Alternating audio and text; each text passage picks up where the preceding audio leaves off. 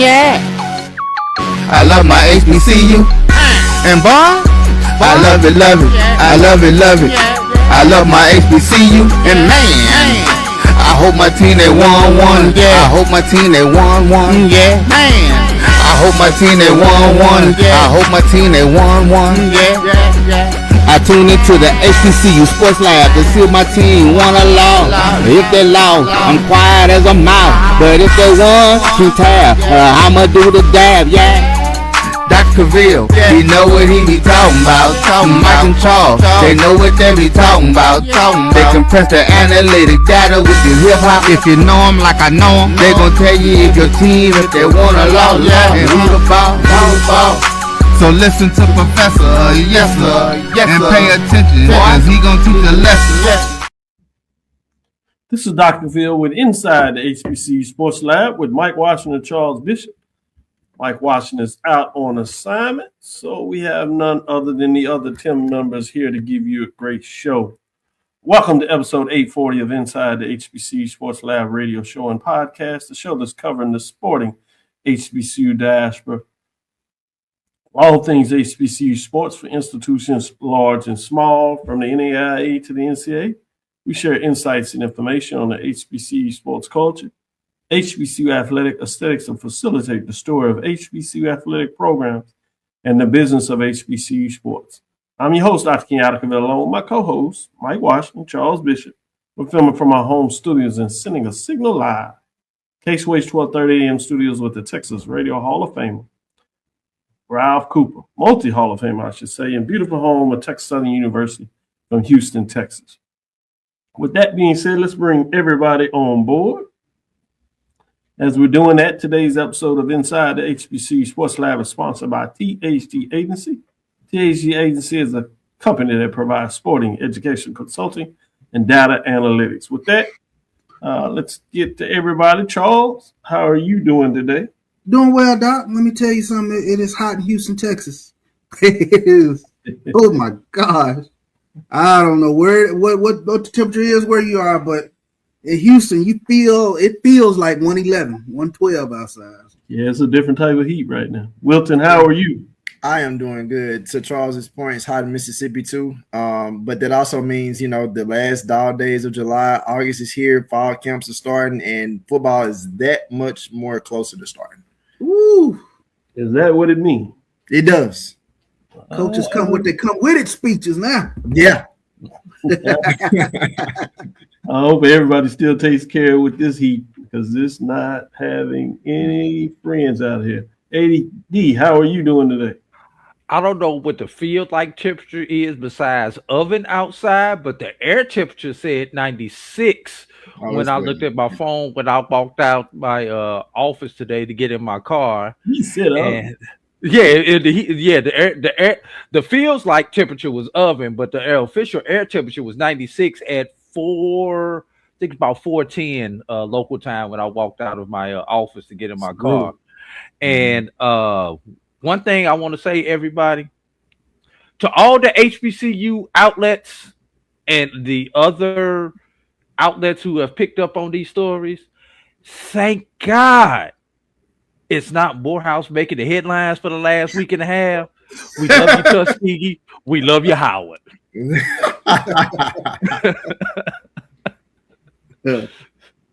Oh yeah, Tuskegee news. They paying the bills. Policy has sparked controversy, boy. I tell you, I certainly could. The thing that first I thought about, I know a lot of people was like, "Man, you got to put a policy out like that." My mind was like, "How bad did it have to get before a president felt that they needed to put a policy on paper like this?" Yeah, almost that I could only imagine what would stimulate a president for him to activate a policy like this. With that being said, let's go to some other news of the day, and I'm gonna come back to you, Charles. What's hot and on your mind in terms of news of the day? Oh, let's see. Where do we go first, Dr. Cavil? A lot of stuff out there, but let's start with Tennessee State. Let's start as they named their interim athletics director after Mickey Allen was placed on leave.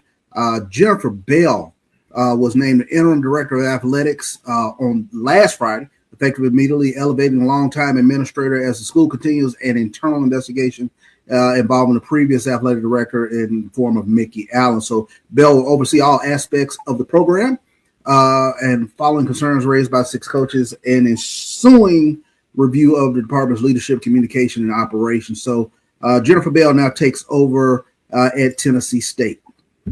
Congratulations for Jennifer Bell as she leads the Tiger program into the new academic year as they do an investigation on Dr. Mickey Allen. We all recall when the news came out that he got a vote of confidence to the coaches. And as professors, we compared it as much as we could to the academic side of the house. And while we've heard a vote of no confidence, we could not really place it in the pantheon of understanding votes of no confidence from those people that report directly to you. That's how much of an anomaly something of this magnitude was. So it will be a big challenge, as the president came out and said he did his analysis and he's doing a formal investigation for Dr. Mickey Allen to find a way through this. We've seen various ways where different individuals at the institution have moved on to that list, and it's always hard to come off of that. But wish him well, wish the Tiger family well, the new AD and her interim role, wish them all well, except for when they play the SWAC schools, for those that are SWAC fans, I'm sure. And then for when they played MEAC school, a MEAC school this year. But outside of that, as a HBCU, I'm sure folks say, all right, do all your things that you need to get done. So it'll be interesting, but as a HBCU fan, certainly support them in their endeavors. Got a big one to start things off. John Merritt Classic, Labor Day weekend. Ooh, Tigers of Jackson State coming to Nashville. Should be fascinating. A lot of talk around that. But as we continue to move around, let me go to you, Wilton. What's on your mind? So Michael Vick and DeSean Jackson are going to run it back this year, and HBCU football is basically headed back to one of the biggest stages. On October 31st, Delaware State will once again play Norfolk State at Lincoln Financial Field in Philadelphia, the home of the NFL Eagles, and the kickoff time and additional game day details will be released later. Obviously, these two teams met last year in 2025, and we know the outcome of the game, but more so just the camaraderie that was created from that atmosphere. And here's a quote from Vick. He said, "Coming back to Lincoln Financial Field never gets old for me. This is a place that holds a lot of special memories," Vick said, who started in the NFL with both the Atlanta Falcons and the Philadelphia Eagles. "Last year's game was a special moment for our program, and to lead our players back onto a field I once called home is something that I'll always cherish." The matchup renews his connection with Delaware State head coach DeSean Jackson, a former teammate and longtime friend, adding intrigue to a game that already carries regional and cultural significance. So when that game comes back around again, you're talking about two MEAC teams. You really starting. We like to say MEAC play starts right after Halloween. So I mean, you get this game. I mean, what better way to get excited about MEAC play than having a game like this on an NFL stage under these circumstances? Halloween. I wonder how many folks will have their Halloween costumes on. Those folks still find a way to get into that holiday. But the bigger thing is AD and I had a chance to be in Baltimore as Roy was there to shoot everything. We did get a chance to interview all the coaches. First thing I'll say, it's always interesting. You saw this at the MEAC as well. Second-year coaches, how more comfortable they are with their media day. When it's not like they're just out of it, but they, like anything, you don't know quite what you're getting into. So you can see a little bit of how uncomfortable people are, even though they're smooth and can do their thing. But you can tell that, whether it's even Tennessee State coach, A&T, you see them, Alabama A&M in the SWAC, you can just see the way they came in there in the room. Mississippi Valley State coach, this is just a different thing. And you kind of see that from first-year coaches, regardless of how confident they are, just new places, new gigs, and what happened. So we asked DeSean that question. I don't know if he was just being coy or didn't want to get ahead of the actual news release, or at the time had they not inked everything. But he said, we're looking into it, but he was real coy and certainly didn't let it out that this was going to happen. So the fact to hear that this is a game that they're going to run it back, if you would, using that framework, is pretty cool to hear, because it certainly had a lot of momentum after last year in terms of what that looks like. Also need to put in a plug for the CIAA, as they will have a game there this year in terms of school down the road, Lincoln, Pennsylvania. They get a game this year as they bring in Virginia Union to that. So it sounds like Lincoln Financial Field understand the value in terms of bringing HBCU programs, and maybe it's kind of a thing now, because they will host 2 games this year. Second time for the MEAC with Coach Vick and Coach Jackson, and then a Division II CIAA HBCU conference game matchup. Pretty big. Good news, Wilton Jackson the second. AD Drew, what's on your mind? Sidebar. 47,000 on a Thursday night. I wonder what that game looks like on a Saturday afternoon or a Saturday evening. Yeah, that's a good point. Got a point. Yeah. Anyway, my news of the day, and this comes from an interview from HBCU Nightly, where the commissioner Sonia Steels, we talk a lot of people, feel like that, but Sonia Steels knows what she's talking about. And she says that HBCU leaders must remain cautious about NIL legislation, emphasizes that any proposals must protect institutions as much as student athletes while preserving their traditional college athletics model. Once again, this comes from HBCU Nightly, as she was speaking specifically about the SCORE Act, which is really kind of died and everything. But the Congress is still trying to do what they do with this. The proposed legislation would have protected the rights of student athletes by creating a uniform national law rather than the more than 30 individual state NIL laws. That bill was aimed to codify the status of student athletes, thus rendering them ineligible to be considered employees of their respective colleges and universities. Steele went on to say that the primary concern shared by the MEAC and other conferences is the potential classification of student athletes as employees. A shift, she warned, could have devastating consequences for HBCU athletic departments. She pointed to existing financial disparities, noting that HBCUs are already operating with limited resources compared to larger institutions. Beyond compensation concerns, Steele stressed the need for federal legislation to shield HBCUs from the financial ripple effects of ongoing legal challenges within the NCAA. And Dr. Cavil, your president, President Carroll from Texas Southern, also noted that HBCUs are under strain in the current NIL era, amid a financial arms race for talent. He compared the environment to a Hunger Games style competition, one that favors the wealthiest programs and leaves smaller schools scrambling to keep up. We're looking at, speaking about the CORE Act, the College Sports Act, or the Protect College Sports Act, is navigating itself with Midnight Madness and the Big Ten and SEC commissioners and all. They're navigating that space and having closed door meetings. What's fascinating to me, just to be frank, is I hear a lot of leaders talking about these programs, but I hadn't heard any students.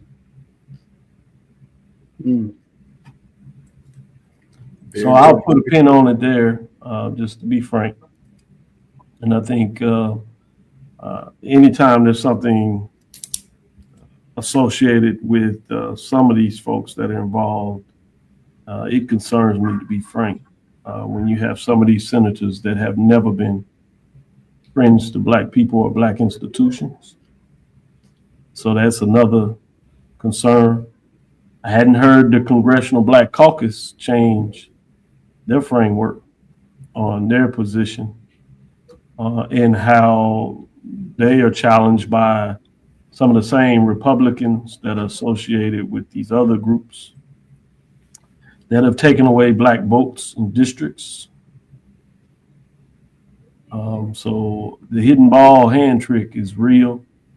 And while I love sports, it's not the only vehicle that we should care about as individuals, even though that's what we talk about. So there's some major challenges out there, and we will continue to see where they go and what that means. And I'm fascinated about what is taking place. And my students that had me for lecture and class really get a chance to take deep dives into understanding this on a different level than we have time to really discuss on this platform. So I'm fascinated to see where that's going.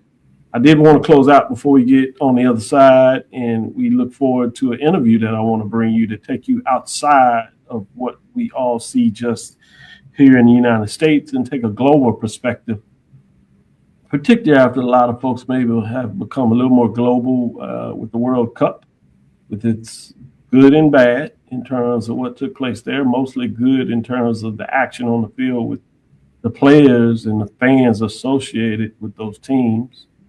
But also as we continue to deal with our international space of combative wars that are taking place across the world, that also is affecting so many people and so many lives that we need to be aware of. But the ESPN Mid-Eastern Athletic Conference announced a multi-year media rights agreement.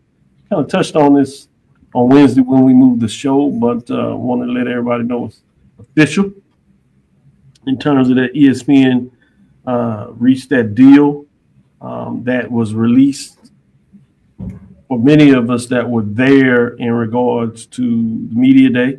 We did talk about the MEAC network, as you see here.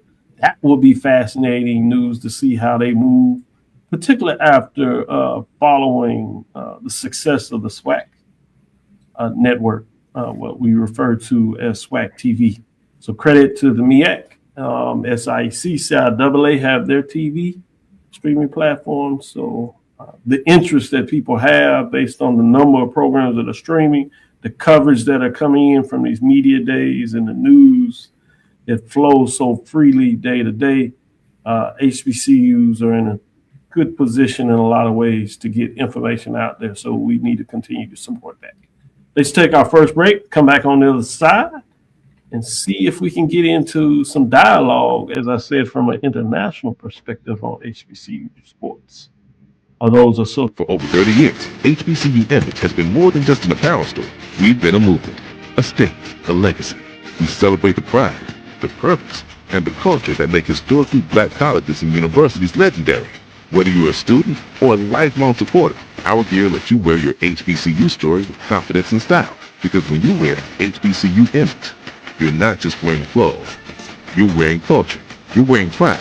You're wearing purpose. HBCU Image. Ever told yourself, I want to get into real estate but don't know where to start? Here's something just for you. From Friday, July 31st to Sunday, August 2nd, the Learn Real Estate Fast Masterclass is coming to McKenzie Office Park in College Park. You'll learn wholesaling, commercial investing, and how to purchase property with zero money or credit. I can tell you, education and access are everything. This masterclass is designed to give you both. Whether you're brand new or ready to level up, this is where you start making real moves. Enjoy free lunch, free study materials, and receive a certification of completion. So don't wait. Seats are filling fast. Do not sit on the sidelines while others build wealth. Take that first step toward ownership and legacy. Get your tickets now at learnrealestatefast.com or tickpick.com. For more information, call 678-859-3303. Master the market. Build your legacy. Secure your future today.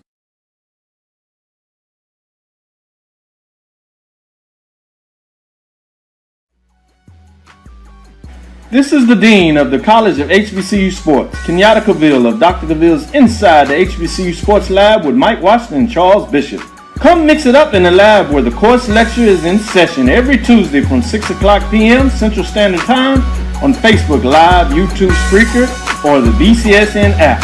as we discuss all things about the HBCU sports culture, including exploring the week that was in the sporting HBCU diaspora, as well as the upcoming week of HBCU sports.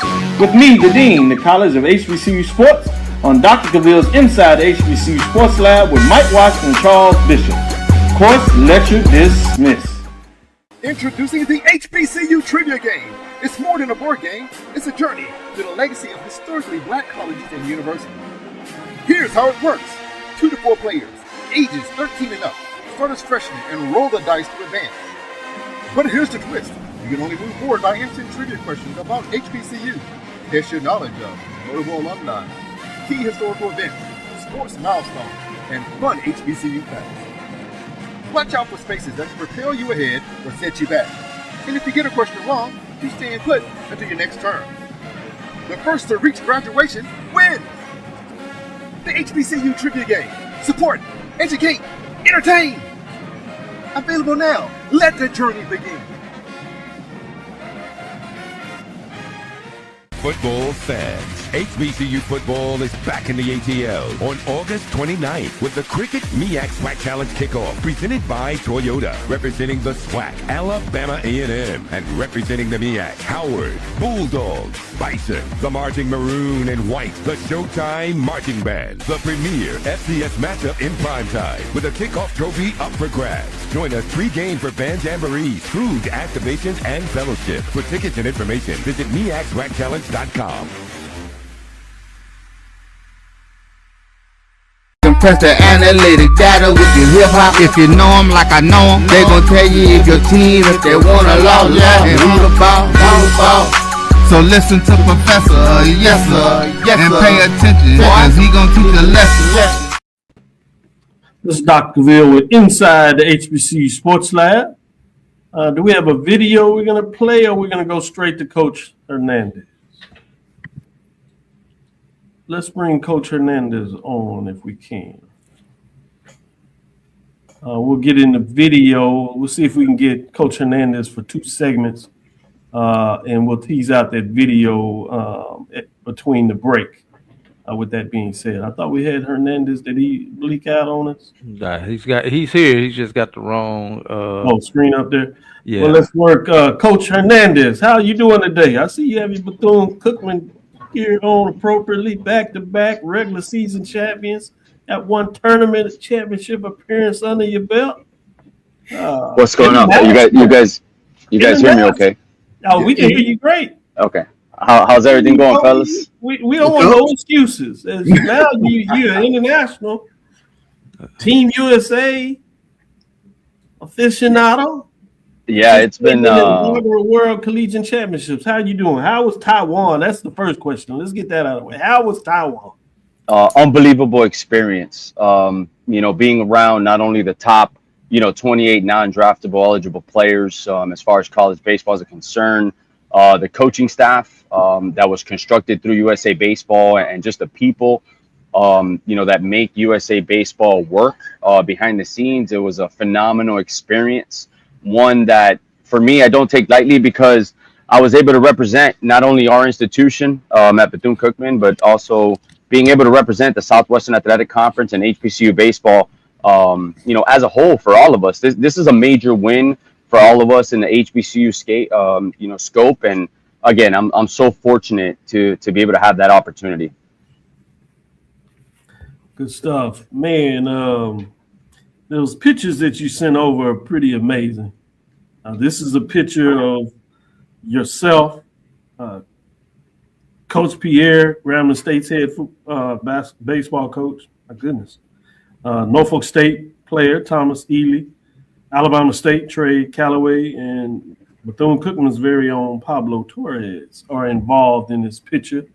As you see there, left to right, and then our coach, Coach Hernandez, that's joined us today. That's pretty exciting to see that in the game, not lose the bottom line here. There was Chinese Taipei, Japan, Korea, and the United States. Let's go back a little bit, because you had to go to a camp, and everybody was gone in terms of really putting this roster together. Talk a little bit about the camp before we get into more of the international game. Yeah, I thought training camp was great. We reported on June 23rd to Cary, North Carolina. Beautiful facility, the USA Baseball Complex. If anyone has an opportunity and they're rolling through North Carolina, I highly suggest anyone get an opportunity to go see the USA Baseball Complex. It's phenomenal. They added a new indoor training facility, new offices. It's a 4-field complex, and in the backside they have the 4-field for the youth. So all of the national teams, from the collegiate national team to the women's national team down to 18s, 15s, and the 12Us, they all train out of there. And it was a great camp with the top, again, 56, 57 players that are non-draftable collegiate baseball players. And that was a tough decision, right? You're getting the top 58, 60 dudes across the country, highlighted by, for us, it's special having 3 guys, that have been able to play in HBCU, whether it's the MEAC or the Northeast Conference, and obviously the SWAC with Callaway and, with Torres. Just giving them that opportunity also is great. So it was tough. There were long days. There were tough decisions that had to be had. And, at the end of the day, the coaching staff, with the collegiate national team, I think that we made the right decision in choosing the guys that we decided to choose to go to Taiwan and participate in the inaugural World Collegiate Baseball League. But you're talking about long days. It's wake up in the morning, have breakfast, then we're heading out to the complex for a practice, a workout, go back to the hotel, have lunch, have some meetings, and then right back for the facility to go be able to play baseball games, the Stars and Stripes series. So it was a great experience all the way around. Phenomenal people that I was able to come in contact with. And again, just being able to represent Bethune-Cookman and the Southwestern Athletic Conference and the HBCU baseball, world in that aspect, for me, it's truly an honor. This isn't the first time that a SWAC coach has had the opportunity to coach in USA Baseball. Coach Pierre was with us. He was the third base coach for the Stripes team this past year. Coach Omar Johnson last year was an assistant on the USA Collegiate team that went to Japan. The year before, Coach Vasquez out of Alabama State is also, he was the head coach of the collegiate national team. And in 23, he was part of it as an assistant. So, again, it just opens up opportunities. Coach Crenshaw was also in the Stripes and Stars series a couple of years ago, representing Southern and SWAC baseball and HBCU baseball. So the fact that our head coaches are getting these opportunities, I think it speaks volumes of the type of coaching development that we currently have in the Southwestern Athletic Conference, and we're just continuing to evolve as a conference as well on the baseball side. Good stuff. Yeah, man, there's so much to unpack there. Hopefully we can get you for 2 segments to allow the gentleman here the chance to get in the segment. I didn't want to bury the other part of the league. It was a round-robin 14 tournament, as we named the team. You got the opening round where USA defeats Chinese Taipei 10-6. And those that have followed Little League baseball probably have heard about Chinese Taipei. So keep your heads on there. Then you have the round robin, USA, Japan. And if you followed the World Baseball Classic, you've heard about Japan. Just a little. USA won a big one. That was 3-2. These games were played July 12th, July 13th. And then the round robin second game that USA played was July 14th, and USA played Korea. That was a 10-0, 7-inning short game. You had a third place game that I do not have a score for, which is Chinese Taipei and Korea. The final, the gold medal game, was a tough one on July 15th here. Japan won 5-2, 11-inning thriller as you came out of that game. Let's take our second break. Hold Coach over if you would. Come back, and I'm going to let these gentlemen get a chance to ask some follow-up questions. This is Brian Fulford. AD Drew and I are co-hosts of the BCSN Sports Lab. We talk about all things related to HBCU athletics. From the games, teams, coaches, and fan interest stories, we cover it all. You can find our shows on Facebook at BCSN Sports Lab, YouTube at MyJBN Online, and everywhere you listen to podcasts like Anchor, Spotify, Google, and Apple Podcasts. You can also find the show on the Jericho Broadcast Network's app. Make sure to download. We look forward to you joining the conversation and being a part of the show. Planning an event? From weddings to corporate functions, CMJ Events LLC brings over 15 years of experience to make your vision a reality. Based in Metro Atlanta and serving statewide, even internationally, we provide versatile event planning and authentic catering cuisines tailored to your needs. Whether it's pre-game meals for student athletes, fundraisers, weddings, corporate functions, CMJ Events LLC is your one-stop solution for exceptional service and unforgettable food. Our diverse culinary heritage means we cater to all cultural taste, dietary needs, and food restrictions, making every meal uniquely yours. Let's make your next event unforgettable. Visit us on all social media at CMJ Events LLC or email us at cmjeventsllc@gmail.com. Also give us a call at 404-664-3882 so that we can start planning now. From cancer care to accidental injuries to cardiac care, we all know that there are times that you can't control what happens in your life. But with Globe Life Family Heritage, you can be prepared to weather the storm when it comes. Call Dr. Beverly Eagle Rogers at 877-300-8269 or visit the website at globelifefamilyheritage.com. With over 25 years of serving communities, Dr. Beverly Eagles Rogers is here to help you and your family through difficult times. Dr. Beverly takes pride in Globe Life being one of the few companies that returns 100% of premiums to clients that stay healthy. So for more information, call Dr. Beverly Eagle Rogers at 877-300-8269 or visit the website at globelifefamilyheritage.com. When it comes to professional learning, teachers deserve better.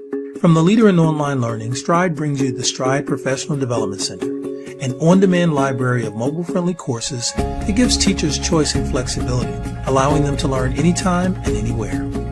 Our dynamic courses provide bite-sized learning and help educators advance their knowledge while also gaining professional development hours. It's time you take charge of your learning. Visit us today to get started. Attention football fans. The Cricket MEAC SWAC Challenge Kickoff presented by Toyota is back in Atlanta on August 29th. Representing the SWAC, Alabama A&M, and representing the MEAC, Howard. Join us at Center Park Stadium for a full day of tailgating, football, and bands. Compress the analytic data with your hip hop. If you know them like I know them, they gon' tell you if your team, if they wanna lose, and who the ball. So listen to Professor, yes sir, and pay attention, cause he gonna teach a lesson. We know him as Coach Hernandez of the Bethune-Cookman University Wildcats. You all know him as part of the Team USA group that went to Taiwan and played in the Inaugural World Collegiate Championship and brought home the silver medal. With that being said, let me go to you, Charles, with your follow-up question. Oh, no doubt. First and foremost, Coach, I wanted to congratulate you on the contract extension. I know that was back in June, but definitely congratulations. Kudos on that. Thank you. Can I get a hot dog? Yeah, I got you. You can afford it now. Yeah, maybe some peanuts too. But you talked about this experience with Team USA, and then other SWAC coaches around the league have had this experience with Team USA. But I wanted to ask, in terms of what you guys bring back from the experience that enhances not only your program but enhances the league as a whole, in terms of once you get into conference play, are there best practices or things of that nature that you're bringing back?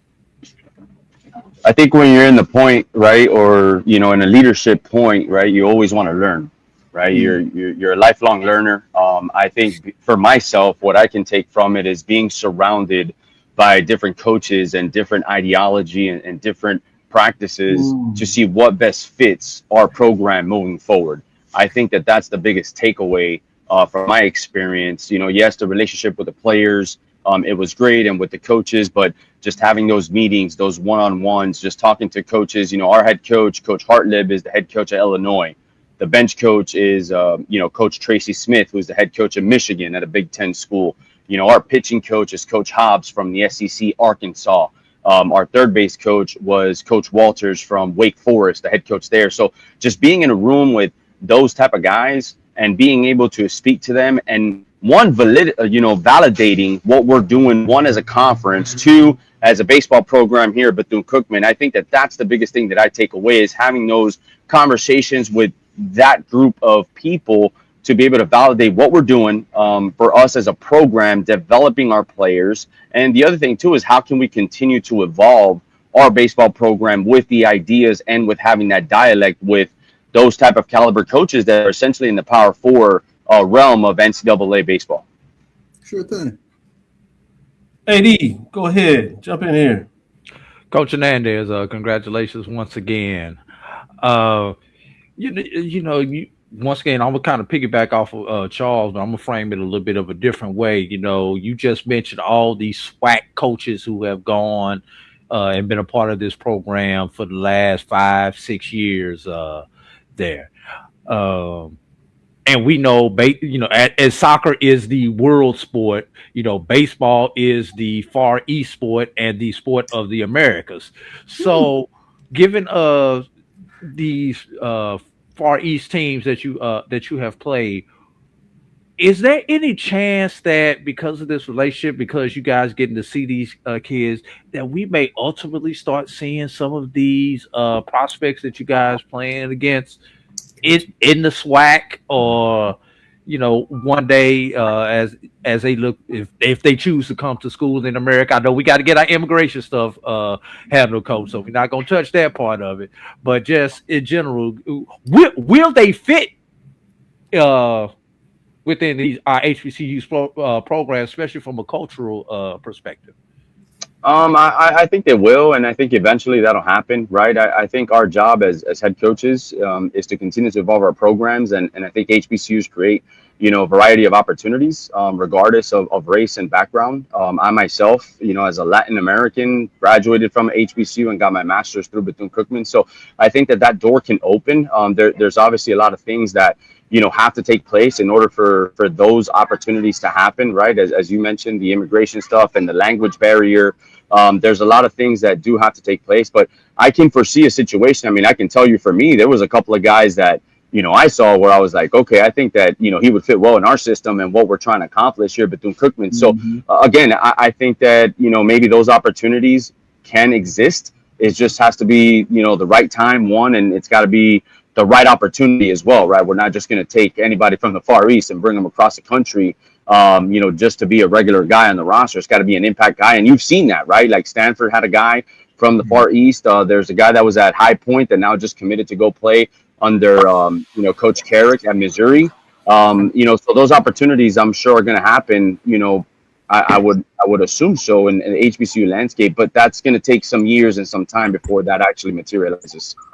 You didn't call Reggie to ask him, could he squeeze one more scholarship? Couldn't find that one, huh? Listen, man, those guys, I think that's a conversation I may have to have in the next week or so. So everything within the parameters of the game, right? There you go. See, that's what happens when you get those new contracts. You on a hot dog. No, I will tell you. I will. Off the college. Yeah, I will say, not to cut you off, Dr. Cavil, is that over there in the Far East, they're very fundamentally sound, baseball down there. And that's one thing when, Japan was taking in and out or infield, outfield, their defensive segment for those 10, 15 minutes. I made my way up to see it. I wanted to see what it was all about. And, it was just so clean, so crisp. I mean, you have to play your best baseball against the Far East teams. There's no taking a day off. And again, when you get USA and Japan together, it's kind of like FAMU and Bethune-Cookman, right? They're going to go at it, right? You got to be at your best. I asked AD Drew about the Florida Classic. He knows. But I will say which fundamentally sound. Last year, the most recent one.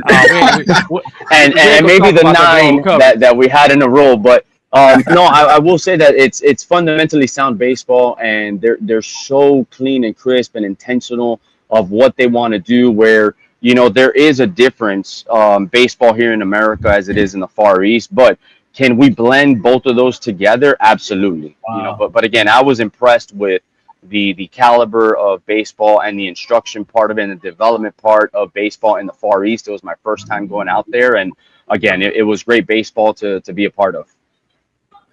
Wilton, go ahead. Coach Hernandez, congrats again. My question is kind of twofold.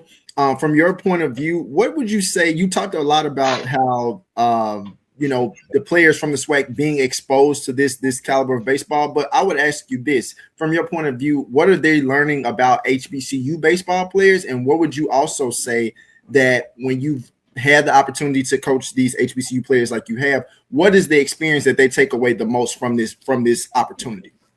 Well, I think the biggest thing for the HBCU guys that get selected is the confidence in their ability to play at an elite level, right? Because you have to have an elite ability to be able to be considered, one of those 60 spots to get invited to training camp. I think on the flip side, when you get the Power 4 guys and, they don't know about our schools, and that's the reality, and that's fine. But once they start talking and they spend time with each other, the ability talks for itself. So I think what that does too is it opens up the door for conversation of, hey, what school do you go to? What's the conference? What is it all about? And you have that opportunity for both, type of players to have that conversation. And I think that the overall experience was great. Pablo has been part of the training camp for 3 years out of the 4 years that he was at Bethune. This is Callaway's first opportunity and, Early's first opportunity out of Norfolk State. And again, I do really think that they take a lot of positives out of it, but I think that the biggest thing would be for them to understand that they do have the confidence, in their abilities to be able to play at an elite level. Good stuff, man. This is excellent. We don't get a chance to talk about baseball as much as we would like to because it seems to go so fast in that 10, 12, 15-week period, particularly when you conference with the 10 games. Next thing you know, the tournament, you have the magic of 5-6 days, and before you know it, a team you're following is going to the College World Series, and then the door slams. But this extension to be able to talk baseball and talk it on an international level is fascinating, which brings to my attention, what was the attendance like, in terms of an event like this? It was up and down. Now here's the thing. I caught a lot of heat being from Florida, and we have hurricanes in Florida. As soon as we touched down in Taiwan, there's a typhoon that was approaching the island. So all of us are like, what is a typhoon? And I had to look it up, and I asked somebody, hey, what's a typhoon? I mean, we're getting calls from, back home, making sure everybody's safe. And we were in a really good spot. USA Baseball made sure that we were all safe. We're all good. But typhoon is pretty much a hurricane. The wind direction is just different. So, when they tell us that, I was like, okay, well, we have a typhoon. And that impacted the attendance because on the south end of the island, it got hit. But again, against Chinese Taipei, we had a couple of thousand people out there. The Japan game, that we had against them in the gold medal game, it was maybe 2,000-3,000 people. Again, it was really the fact that there was a typhoon and there were still thousands of people out there. It speaks volumes of what they think about baseball there in the Far East. No doubt. Last question I have for you is: some of us have followed baseball, whether it was the Negro League days and back and seeing that and hearing those experiences, or more modernly, the Caribbean baseball classics. And some of us that had not necessarily experienced that have seen it from the World Baseball Classic when you bring in the international flavor in terms of the different style of the fan attendance and how excited they get with some are bringing drums or different musical instruments. Was any of that flavor involved with some of the fans there? Can you share that with those that may have not caught that side of baseball to understand?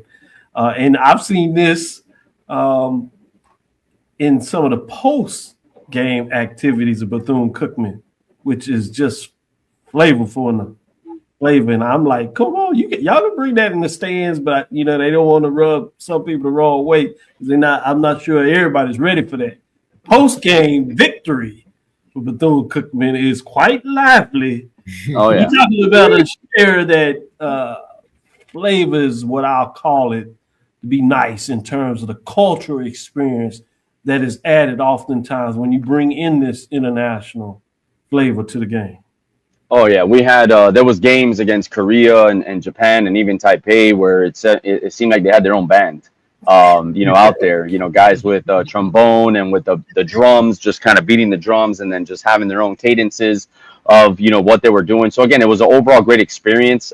Even though the guys that we had on our roster, some of them played at the College World Series in Omaha, Nebraska, and nothing compares to that experience. This is something that all of us were, taking a step back, but also appreciated the opportunity, just seeing what baseball is in the Far East and taking some things there. But again, it was awesome. Now we didn't understand what they were saying as far as their cadences, but they had a little beat to them. You can follow the beat. You can follow the rhythm. Exactly. But they said music is international and it has no tongue that most people can't understand once you follow the beat. For those that I guess are able to do that, we'll leave that there. But any last thing you want to share? Go ahead. Coach Hernandez, what was the one thing that one of those teams did over there that had you looking like, what the heck are they doing and why? Because just like some people don't, like you said, they don't understand the music with certain things. Some people come in, don't understand how our fans in the stands do that stuff. Some people come in, don't even understand why there's a tailgate outside of a baseball game. What was the one thing that you saw over there that just kind of had you like, oh my God, what's going on? It's cool, but I still don't understand what's going on. It was the band, like having their 3-4 man band there. I've never seen that in a game. I mean, obviously in football you have the bands there, but in a baseball game to have people playing drums and trombones and doing all the stuff that they were doing, that kind of caught me off guard. And again, just the willingness for the Far East teams not to strike out. That's something that caught me, really, okay, how can we transition this, to our program, right? Because in the States, right, we have high strikeouts, high power numbers. That's kind of the era that we're in right now. But I think that their inability to, or their refuse to strike out, it doesn't matter. That's like a cultural thing. That's something that they refuse to do. And it's something that I would like to interject to our program as well and just have that mindset of, just, hey, we're not going to strike out. And it could be, I mean, we had some really good arms that, those teams faced with our pitching staff at USA, and just the inability for them to punch guys out. And it was just, it's a mindset for them. So I think that's another thing too, that I caught where, wow, that's pretty good. Still a lot of contact hitters, a lot of slappies. Yes. Yeah. Contact guys, just like Ichiro, right? Japan's been a little bit more physical as what they're kind of accustomed to, but still just all the way around, those guys make contact. They're going to make you execute, and they're not going to chase. They're going to put the ball in play, and you have to play clean defense. All right, we'll get you out of here. Anything you want to share that we didn't ask you? No, I appreciate you guys having me on as always. I'm here for you guys. I'm obviously a supporter of the show and what you guys all bring to the table. And thank you once again for the opportunity to speak to you guys. My pleasure.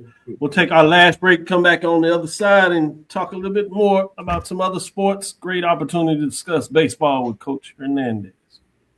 You got it. You're looking for the latest information on Southern University sports, the Southwestern Athletic Conference, and HBCU athletics. There's only one place to go.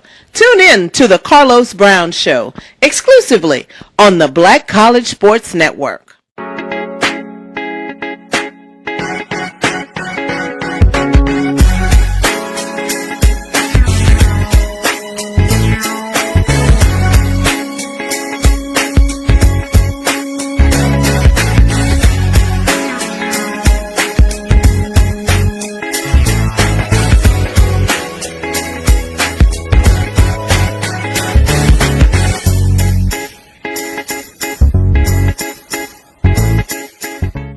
If you've ever told yourself, I want to get into real estate but don't know where to start, here's something just for you. From Friday, July 31st to Sunday, August 2nd, the Learn Real Estate Fast Masterclass is coming to McKenzie Office Park in College Park. You'll learn wholesaling, commercial investing, and how to purchase property with zero money or credit. I can tell you, education and access are everything. This masterclass is designed to give you both. Whether you're brand new or ready to level up, this is where you start making real moves. Enjoy free lunch, free study materials, and receive a certification of completion. So don't wait. Seats are filling fast. Do not sit on the sidelines while others build wealth. Take that first step toward ownership and legacy. Get your tickets now at learnrealestatefast.com or tickpick.com. For more information, call 678-859-3303. Master the market, build your legacy, secure your future today.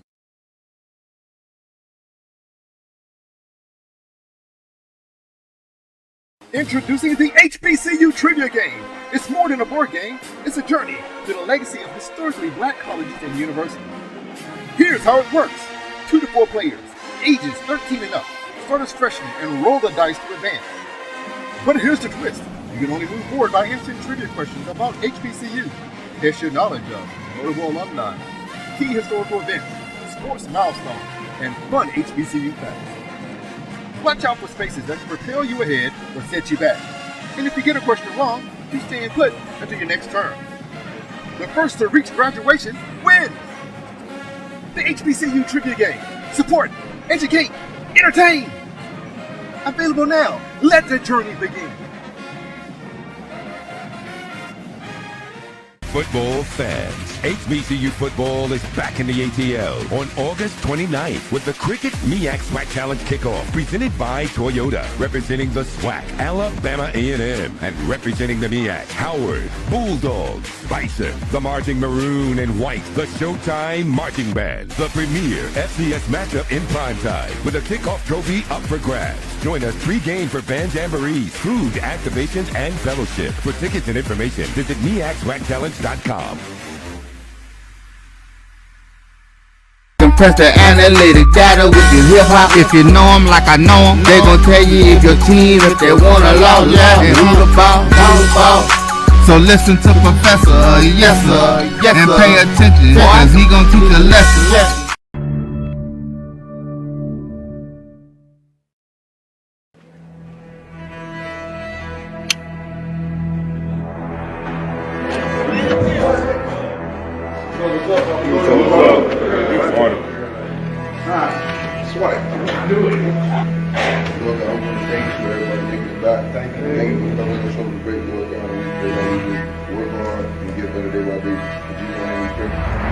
Good to be back. You see us welcome back. Summer what? Summer 2, man. Summer 2, we in July. It got a little hotter, but hey, the mindset has gotten a little stronger, right? It's time to go. It's getting close to it. Here's some of the goals and things I got listed for the this session of July. The first thing I got up there is what's named consistency. What I mean by that? Keep getting better. I think the first session, that first last session y'all come out of, what did I tell y'all at the end right there? What did I say? Anybody remember? Just a couple key words. Anybody? I said we got better though, didn't it? Y'all worked off. So now we got to do what? Stay consistent and continue to get better each and every day. July is important, and you'll see why here in a second as we get to these next slides. July is important. You new guys, it's important that you get in here and keep up. Because those dogs that was here last session, they not coming off the gas this session. But we got to be consistent as a football team. There's no way I'm going to allow you, no way these coaches are going to allow you to come in here and take a step back. I don't care what the heat say. I don't care what the weight room say. I don't care what the classroom say. Get better. Continue to get better. Continue to push your body to those extremes, because there's going to be a moment in this season that we're going to have to come to you, and I'm telling you, we're going to have to grind it out because that team over there won't it. Everybody understand? We got to stay consistent. Next thing, be the standard. Be the standard. If we say black socks, what socks? If we say tuck the shirt in, what we need to do? All right, it's simple stuff like that. We say be on time, we get say 7:30. Coach Jones, you say what? Get here 7:20. Be here.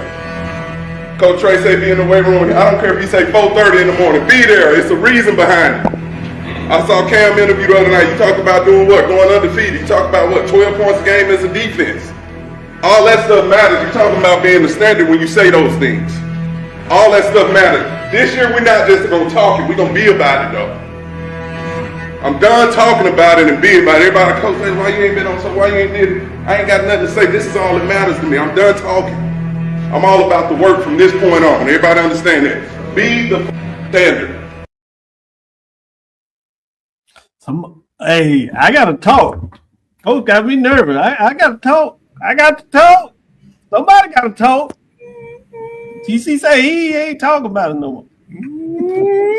Well, ask me no questions. Well, if them walls could talk in Jackson. How you feel? They are right now on Netflix, it look like. Got us another HBCU series. I just got one thing. The closed caption person must went to Jackson State too, because you notice every time he said "the," it added the extra E in the closed captions.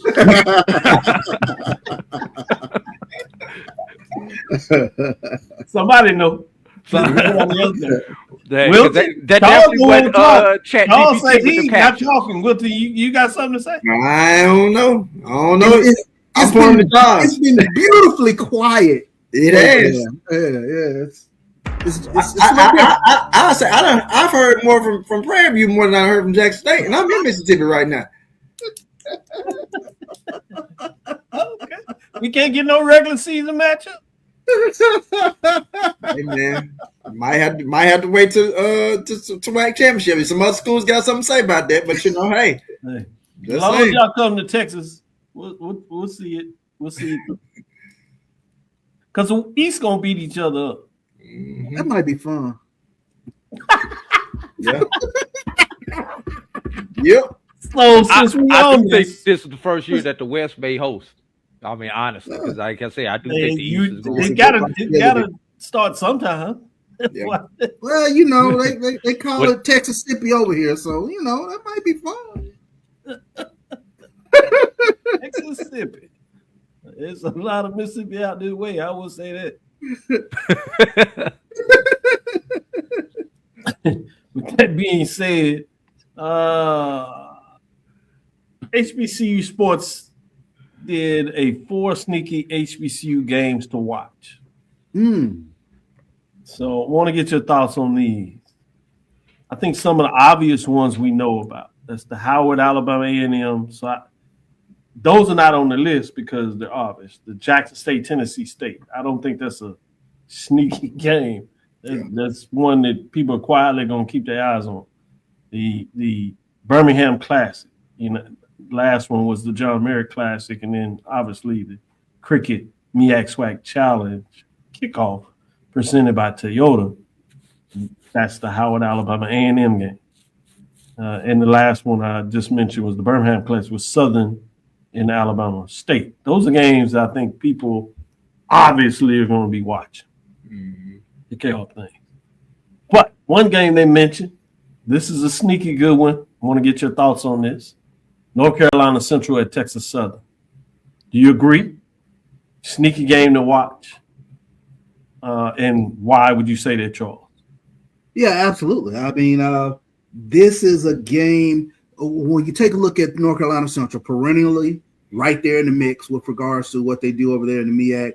But this could be kind of a coming out party for Texas Southern, a team that's was literally been kind of knocking at the door, not able to knock down the door over the past few seasons. But this could send an early statement in terms of getting a victory over North Carolina Central for Texas Southern.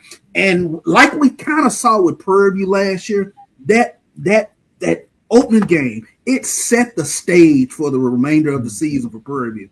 And you could see a similar effect happening for Texas Southern. I'm gonna let everybody get a chance to give me their thoughts on that game. But if you will, run with me, Wilton. We're gonna move to this next one, and then we'll come back and get your thoughts on any of the games that you want to follow up. Okay. This one is Edward Waters at Jackson State. This is a Division II, Division I. It's not supposed to be sneaky. Yeah. But if you had to sell this game, why would you say that this is a sneaky one to watch out Is it just because of what we saw with the preseason rankings? Edward Waters predicted order of finish in the SIC at number 1. You have Jackson State number 2. You just saw the video. Yeah. Says that they are already trying to play that wrong. Why would you say this is a sneaky one to keep your eyes on if you had to? If you had to, I guess if you're trying to play it up some, I think it's more so of like what we kind of saw Edward Waters do last year in football, and maybe they're going to take some steps forward this year, or that's the presumption that they're going to take some steps forward.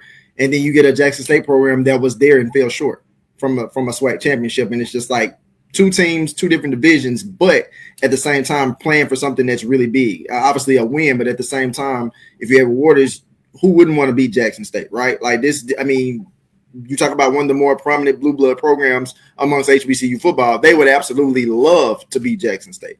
And if you're Jackson State, it's like you want to start off like setting the like Coach Taylor said, you want to set the standard, regardless of what Edward Waters is doing on D2 level. And if you know Coach Taylor, he's not one to take any opponent lightly at all. So knowing that, it's just like if you wanted to sell it from that standpoint, 2 teams on their respective divisions that have big expectations coming into this year, if you want to sell it like that. On paper, here's why it's sneaky to me. Jackson State has question mark about a revamped offensive line. You're talking about a new running backs because you lost 3 from last season. You're talking about a bit of a revamp with regards to the defensive line. The secondary was not the secondary we've seen last season with regards to Jackson State. Getting off the field on 3rd down was a real issue. And you kind of can see where early in the season it could potentially be bumps in the road until this talent can gel at Jackson State. So that's why I think it could be potentially sneaky. Thank you, Charles, for playing it up. But Charles don't listen. I said I would go to each one of y'all. I was going to say this to Wilton because he was short to the point. So that's why I allowed Charles to jump in there because he's going to do his thing. I don't want no problem when we road tripping either. With that being said, this is also interesting to me. Is this another opportunity for us to see has the gap wide between what could be top teams in each division? So that's why it's fascinating and sneaky to me because it also gives you that indication. Has it widened or has it closed in terms of an upset? So that part is big there too, to Wilton's point.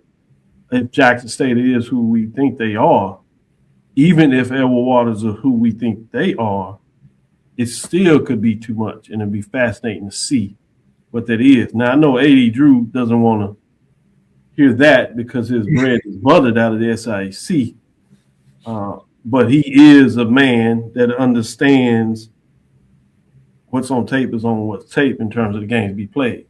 But I'm going to give him a chance to talk a little bit about this because there's a lot of history there. That was September 5th game. This is a September 19th game with Tennessee State at FAMU. This one is rekindling of a rivalry that goes back so far as beyond anything that we were able to witness. We just read about it. But A.D. Drew was there when games were big and they were in Atlanta in terms of that classic. But now he gets the chance to see it from what a lot of fans saw in the 50s, 60s, to be frank, and even in the 70s. Classic national black college implications with legendary coaches on the sideline that people knew from that time after winning championships, and certainly what we learned when we look at all their resumes and find out. I tell everybody there was a 4-year period when you talk about Mumford, Billy Nix, these legendary coaches just amazing when you talk about John Merritt, Gaither, leading these programs, and there's a 4-year period where they all played each other, which to me is just it's hard to imagine that you were winning a championship at a time when you had all those together. It's Eddie Robinson was in the mix as a young coach. And then you had some of the legendary coaches that were falling off were still there. One time I'll play that out and give you that record when you talk about these coaches. You know, we did that report with Brian Fulford as we were talking about legendary coaches with so many people looking at Nick Saban. We gave us a chance to reflect. And even he was shocked when we brought up some of those records and talked about that. And so we'll revisit that at the time because I've added some dynamics and went back. And that article was really about their full resume. But this one is I want to do what you think about it, those kind of 30 for 30. And at least from a verbal perspective, I'd love to have somebody maybe talk to Steve Gaither and his team about figuring out how to do a video to kind of play that homage over this 4-year period. You can stretch it out to 8, where a couple of them come on and come off, where it really is still fascinating from that perspective. With all that being said, AD, can you talk about why this game would be a sneaky good one to keep your eyes on for those that may not be directly related and understand what we just broke down there? Florida A&M hosting Tennessee State. While the modern generation may not understand this game, and I respect the time that you were talking about before I was born and before I got into HBCU culture. For me, Dr. Cavil, this game right here is the reason why I wound up at an HBCU. These two teams playing in Atlanta in 1989. That simple. This is the game that sold me, put me over the top. Yes, I'm going to an HBCU. That experience at that game as a senior in high school in 1989. But fast forward to 2026, everybody. Florida A&M head coach Quinn Gray, who understands the importance of this game because this game was starting to fade out when he came on as quarterback at Florida A&M. This game also plugged in a gap when the FAMU Southern rivalry stopped. This was that non-conference rivalry that everyone clung to when FAMU Southern was put on their 20-year hiatus. A little bit of history about these two teams. President Dr. Fred Humphreys, before he became president at Florida A&M University, was the president at Tennessee State University. So there's a lot of intermingling and cohabitating between the two. Tennessee State coming off a very disappointing year after reaching the playoffs 2 years ago. So Tennessee State trying to get back into the culture. Tennessee State, Mickey Joseph cloud hanging over them. What would do Tennessee State nothing more than to beat an HBCU? And yes, should Tennessee State beat the HBCU, the Tennessee State to the SWAC talk will be coming. Should they beat Florida A&M? It comes with the territory. That's Florida A&M beats Tennessee State. Y'all still not ready. Going back over there to the OVC Big y'all not ready yet. And then for Quinn Gray, last thing before I get out, with them not having the ultimate championship to compete for, being the SWAC championship, which would lead to the Celebration Bowl, victories in games like this throughout the year are going to be those teams big championship games within the season.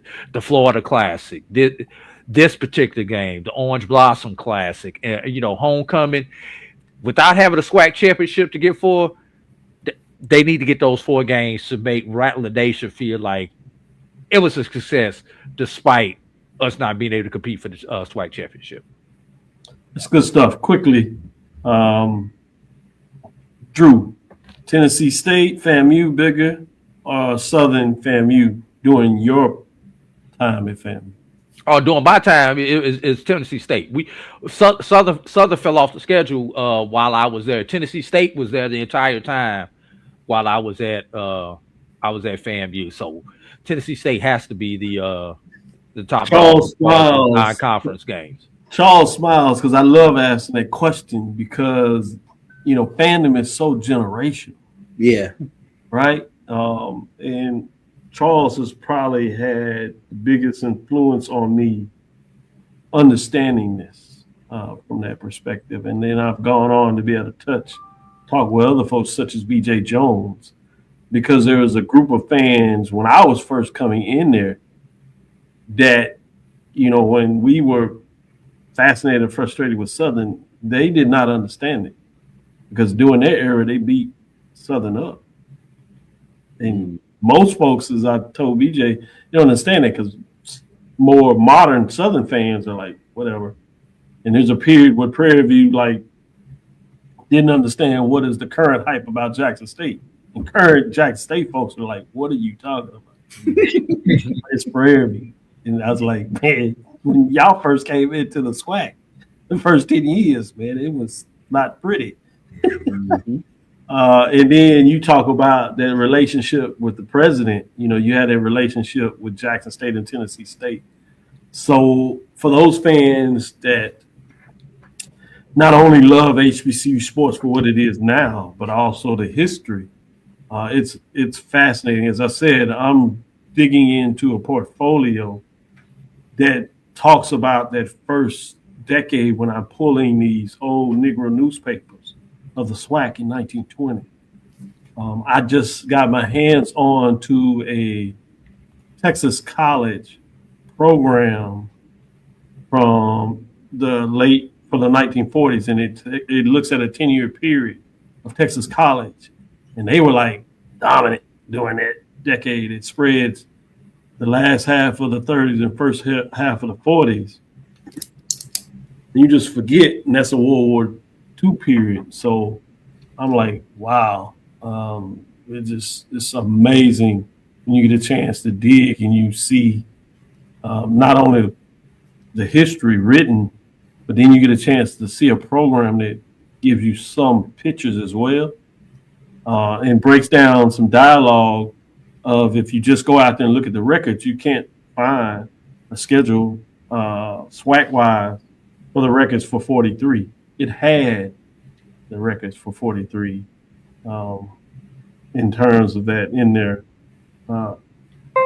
Fascinating. It had Texas College's 10-year record against its opponents. And you just like, ooh, wee. But let's get back to this modern thing and kind of close out before I spaz out and take y'all down the rabbit hole. But this last one, all of y'all get a chance to kind of tell me your thoughts on. And you can pick another one that you want to go back to if you choose the desire. But this is the South Carolina State of Bethune-Cookman. Obviously, one of the things that jumps out is the old MEAC rivalry days. There's a period where Bethune-Cookman dominated the MEAC. Obviously, we know for many moons South Carolina State has certainly done this thing in football for the MEAC. And so it's fascinating to kind of see that when you think about it. But all of you, and I'll come back to you, Wilton, first. Sneaky good, South Carolina State of Bethune-Cookman, obviously #1 ranking in the inaugural preseason Black College Football poll, picked to repeat for the third time in the MEAC poll. in a lot of ways, we're not just talking about where they win. The question, it seems, is where they go to undefeated. But I guess in the MEAC, you almost have to go to undefeated, or you probably not going to make it out of there. Wilton, sell me on this. Honestly, you have the team to beat. If you're Bethune-Cookman, South Carolina State, if you're Bethune-Cookman, this is the team to beat because they won the Celebration Bowl and they haven't lost a conference game, and it's Chennis Berry, and all you hear, I'm sure, is like talk, the standard 1-0 every week. You know, the motivational speech every week. So it's just like, who wouldn't want to beat this team, right? Yeah, they got to go to work. Yeah, exactly. You know, my boys going to, the ABCs and the 1, 2, 3s and right. So I just think that, you know, if you Bethune-Cookman, and this is a Bethune-Cookman team for the last 2 years, we've thought at the beginning of the season that this was going to be the year they were going to take the turn. And last year we kind of thought that this was going to be a Bethune-Cookman team that was going to take the turn, and they took the turn at the back half of the season, meaning like they won more games than they usually would. You know, this was going to be Raymond Woody's coming out party to lead, you know, the Wildcats or whatever, but they couldn't stop nobody. They had high-powered offense, but couldn't stop a soul. So now it's just like, well, let's see if you can slow down Chennis Berry and his squad. You send a message if you do. That means to Drew's point of the Swag East. Oh, if Bethune-Cookman was to win this game, that means Jackson State, Alabama State, Bethune-Cookman, FAMU with Queen Grace. You don't know who's gonna win. And A&M in there, and Alabama A&M. Yeah, that too. You're right. Valley. Everybody just throws their hands up with the East. Yeah. Charles, good stuff, Wilt. Yeah. Is a particular game that I think will be a sneaky game? No, I'm just saying you can give your thoughts on this one, or you can go with the previous one that you did talk about. No, I think you want to add one. This is kind of Wilton hit the nail on the head with Bethune-Cookman and South Carolina State. Anytime you knock off the defending Black College national champion, the one that I have a little asterisk by is a conference game, and it's when Alabama State comes to Houston to take on Texas Southern. Mm-hmm. If Texas Southern becomes the Texas Southern they have an opportunity to be, that one November 7th is very interesting because it precedes the Alabama State Jackson State game. Mm-hmm. So that one has the potential to sort of move the needle for me. Sneaky good one. That's a sneaky good one. AD Drew, sneaky good one. You can go free scale, or you can talk about any of these four. I'm gonna go free for all, and I'm gonna lump these three games into one, and these three games are the ones on the 3 of the 4 on the list. North Carolina Central at Texas Southern, August 29th. Tennessee State at Florida A&M, September 19th. South Carolina State at Bethune-Cookman, September 26th. How will heat and humidity potentially play into these games for the road team? That's one thing I want to look at for these games. But also, I want to add the South Carolina State Bethune-Cookman game. And Coach Hernandez mentioned something. You know, he's from Florida. They're used to hurricanes. Man, that September 26th game is right when we usually start seeing the little disturbances in the water start coming to land. So will rain, or will the game possibly have to get altered because of weather? And if so, how would that affect these two teams' season, especially if for some reason they are unable to play this particular game because of potential weather situations and everything? So just some other little tidbits that I wanted to throw out to keep in mind as you kind of evaluate these games and pick a side in these particular games that I want to take a look at. Good stuff. Good comments. Great show.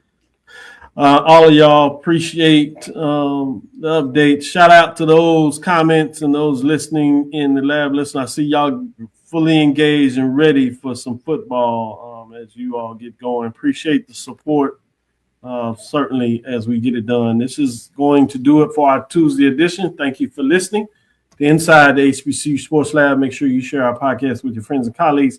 I am Dr. Kenyatta Cavil, the Dean of HBCU Sports, coming from inside the lab in the College of HBCU Sports with Mike Washington and Charles Bishop.